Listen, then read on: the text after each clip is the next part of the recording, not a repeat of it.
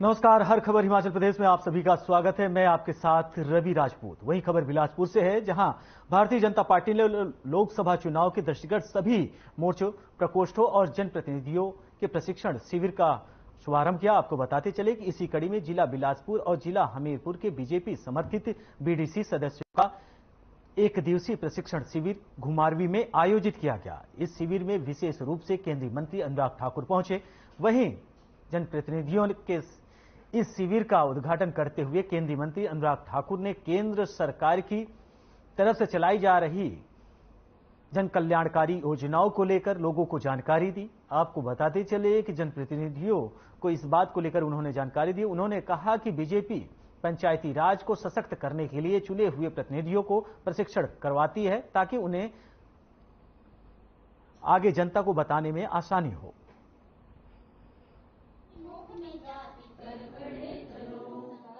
केरल में जहां एक और बम ब्लास्ट की घटना की मैं निंदा करता हूं, लेकिन उसके पीछे आपको ये भी देखना होगा, कुछ दिन पहले ही कांग्रेस का आशीर्वाद और एक तरह से कम्युनिस्टों के नाक तले समर्थन के साथ वहां पर हमास के आतंकवादी संगठनों के तकरीर करते हैं, ऑनलाइन प्रोग्राम होता है, हजारों लोग इकट्ठे होते हैं और वहां की सरकार कार्रवाई नहीं करती है।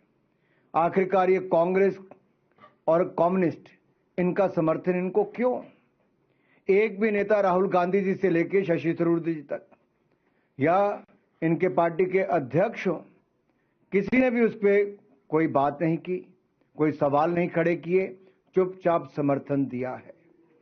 इन आतंकी संगठनों का इस तरह से भारत में तकरीर करना, और जहां के सांसद श्रीमान राहुल गांधी हैं जिस राज्य से, उनका कुछ ना बोलना इनकी चुप्पी साफ दिखाती है। कांग्रेस चुपचाप इनको समर्थन कर रही है।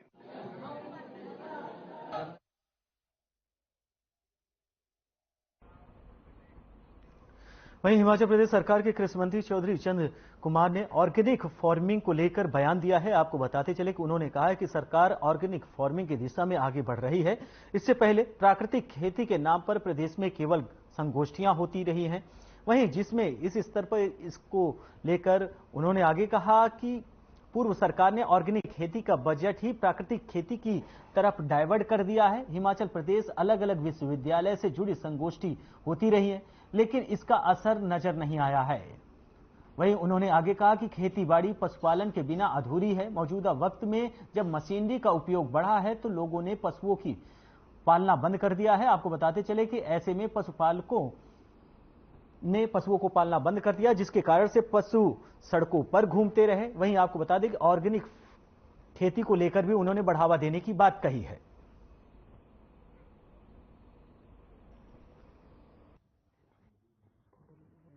इंदर साहब जो है उसका पता नहीं क्या वर्षन है, और वो किस आधार के ऊपर जो है वो बोल रहा है।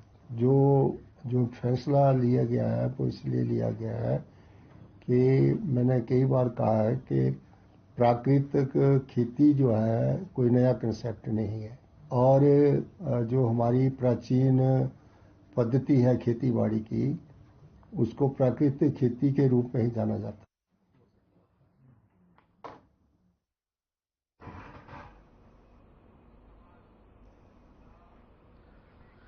बढ़ते हैं अगली खबर की ओर, जहां हिमाचल प्रदेश में 108 की कंपनी संचालित कर रही मेडस्वान फाउंडेशन की लचर कार्य प्रणाली के चलते अब हिमाचल में जल्द ही मेडस्वान फाउंडेशन का बुरिया बिस्तर बंद होने वाला है। जल्द ही हिमाचल प्रदेश में 108 को संचालित करने नई कंपनी आएगी।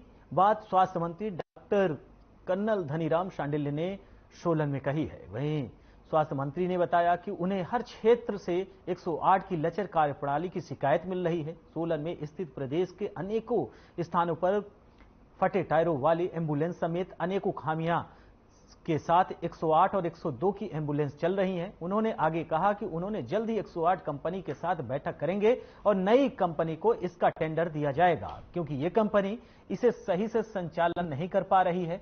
उन्होंने कहा कि जल्द ही नई कंपनी को इसको संचालित करने का भी जिम्मा सौंपा जाएगा।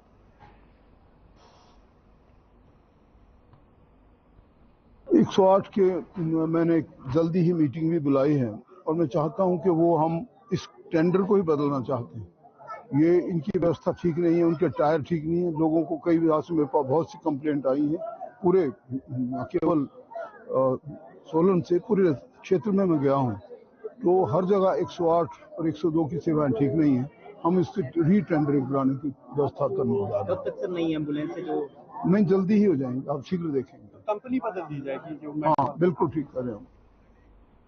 वहीं हिमाचल प्रदेश में चुनाव की तैयारियों में युवा कांग्रेस जुट गई है। आपको बताते चले कि नए वोटरों को लुभाने के लिए युवा कांग्रेस ने देश भर में पहला वोट फॉर इंडिया अभियान शुरू किया है। वहीं राजधानी शिमला में कांग्रेस कार्यालय राजीव भवन में युवा कांग्रेस के राष्ट्रीय महासचिव विनीत ने इस अभियान को लॉन्च किया है। इस मौके पर युवा कांग्रेस के प्रदेश अध्यक्ष निगम भंडारी समेत अन्य पदाधिकारी भी मौजूद रहे।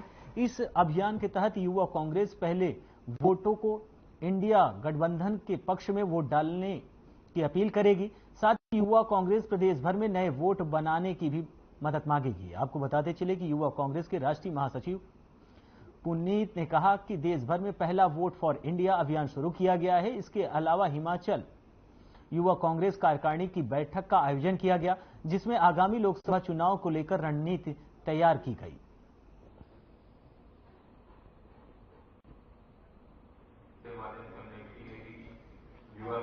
आज यूथ कांग्रेस, हिमाचल यूथ कांग्रेस पहला वोट फॉर इंडिया कैंपेन को लॉन्च करने जा रहा है हिमाचल के अंदर, ताकि आने वाले लोकसभा इलेक्शनों में जो भी हमारे युवा साथी अपना पहला वोट डालें, उनको कांग्रेस पार्टी और इंडिया गठबंधन के साथ हम जोड़ सकें।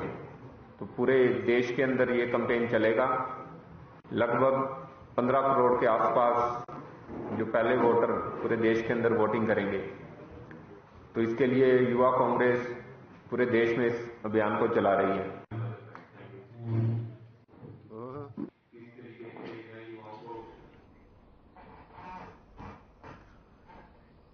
वहीं बीते दिनों हिमाचल प्रदेश में सरकारी फरमान जारी हुआ है, जिसके तहत प्रदेश के सरकारी दफ्तरों में काम कर रहे कर्मचारियों को दफ्तर फॉर्मल कपड़े में पहुंचना होगा। इस दौरान जीन्स और टी शर्ट पहनने पर खास तौर पर मनाही की गई है। इसके लिए अब सचिवालय कर्मचारी महासंघ ने कहा है कि कर्मचारी इसके लिए तैयार है, लेकिन उन्हें इसके लिए कुछ समय चाहिए। इसके अलावा कर्मचारियों के साथ साथ अधिकारियों पर भी इस नियम को लागू करने की बात कही गई है। वहीं हिमाचल प्रदेश सेवाएं कर्मचारी संगठन के प्रधान संजीव शर्मा ने कहा है कि पहले भी ड्रेस कोड को लेकर कुछ ऐसा ही फरमान जारी किया गया था, तब भी कर्मचारियों ने जीन्स टी शर्ट पहनकर कार्यालय आना बंद कर दिया था, मगर उस वक्त कुछ अधिकारियों ने ही जीन्स पहनकर आना शुरू कर दिया, जिसके बाद कर्मचारियों ने भी इसका अनुसरण करना शुरू कर दिया।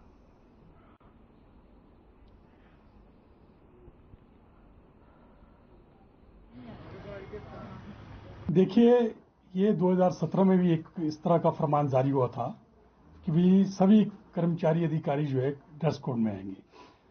तो उस वक्त क्या हुआ कि तब भी मैं प्रेसिडेंट था, तो हमने भी अपने लोगों को बोला ठीक है भाई, ड्रेस कोड के लिए अगर बोल रहे तो ठीक है। तो हम लोगों ने भी ड्रेस कोड में यानी कि ट्राउजर में आना शुरू कर दिया, जीने छोड़ के। हुआ क्या, हमारे लोगों ने, हमारे कर्मचारियों ने पैंटें सिलाई, ट्राउजर सिलाए और ऑफिस आना शुरू किया ट्राउजर में। तो बाद में क्या हुआ, 1-2 महीने के बाद कुछ अधिकारी लोग ही है जो है जीन में आना शुरू हो गए। जब अधिकारी जीन में आना शुरू कर गए तो हमारे लोगों ने फिर से जीन में पहनना शुरू कर दिया। तो इस बार अभी पता चला कि एक फरमान फिर से यही जारी कर दिया कि भी सब लोग जो है ट्राउजर में आएंगे। तो हमारा प्रशासन से ये आग्रह भी रहेगा, निवेदन भी रहेगा कि अगर ड्रेस कोड आपने शुरू करना है तो या तो ठीक से उसको इम्प्लीमेंट किया जाए, सबके लिए इम्प्लीमेंट की जाए, अधिकारी के लिए भी इम्प्लीमेंट की जाए। नंबर 2, इतनी जल्दी में जिस तरह से उन्होंने फरमान जारी किया कि भी अगर कोई जीन में आता है तो हम जो है उसके अगेंस्ट जो है ना डिसिप्लिनरी एक्शन लेंगे।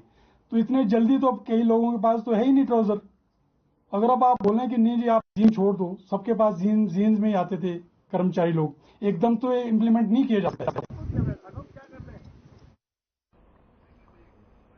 फिलहाल इस बुलेटिन में हमारे साथ इतना ही। नमस्कार।